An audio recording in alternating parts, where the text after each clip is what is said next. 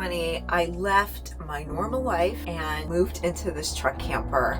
I had a house, I had rental property, I was a nurse working full-time. It became my freedom, my midlife reset, and it introduced me to this nomadic lifestyle that I love.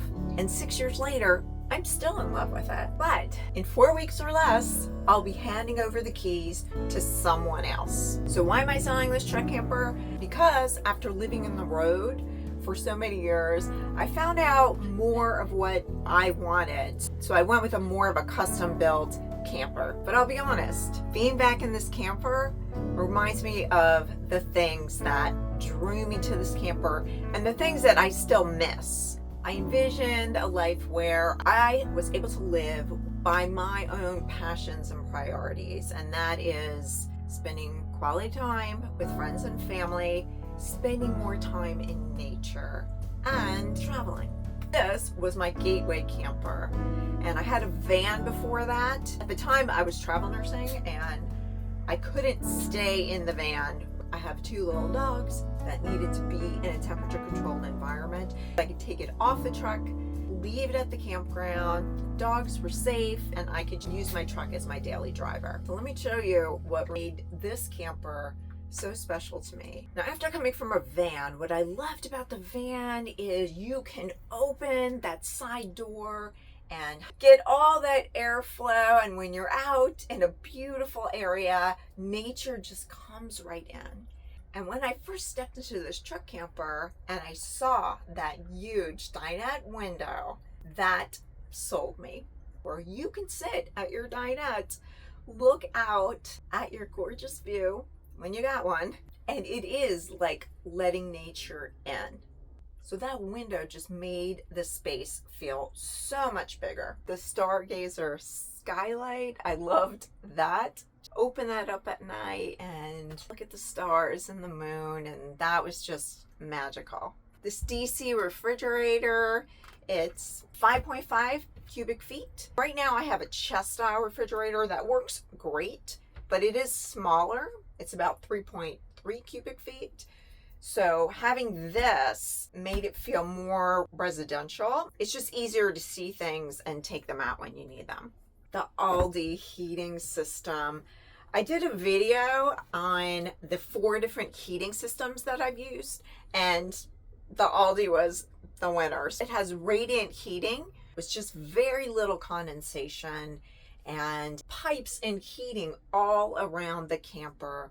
It's also silent. So there were no cold spots, and I didn't hear it cycling on and off with a blower. The wet bath, another thing I miss. It was so nice when I was camping with someone. It just created a lot of privacy. You can just go in there, close the door, and it is very comfortable. Another thing I miss is the hanging closet. I do not have a hanging closet in my new camper, and it's fine. I use packing cubes. I've gotten used to it, but the hanging closet was a luxury, and I really do miss that. It's so much easier to find your clothes when they're hanging there. I loved the light wood interior. It just reminds me of a Scandinavian cottage, and I think a truck camper, for me, it just works better than a van. I loved my van, but I love the fact that you can separate the two, and then you can also upgrade whichever one you wanted, which I have done. It's considered cargo in most states and Canadian provinces, so you don't have to register it separate. I love to camp in the backwoods, and with the truck camper, I can get further back there than I could with my van.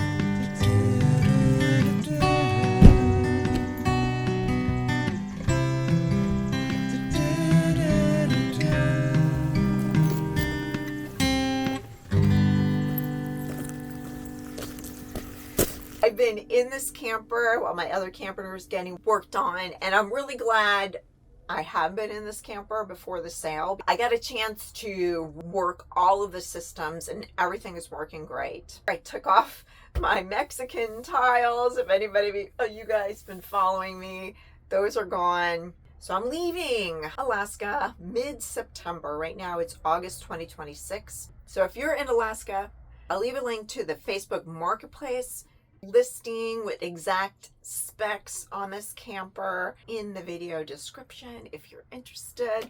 My Canadian viewers, it's still a great deal for you because a truck camper is considered cargo in most provinces. So that means you don't have to go through the whole red tape thing when you import a vehicle. You would have to declare it at the border and pay your 5% GST, but do your own research. I'm not Canadian or any kind of tax authorities. This is bittersweet because I really do love this camper, and I hope someone else makes a lot of happy memories in it and loves it as much as I did.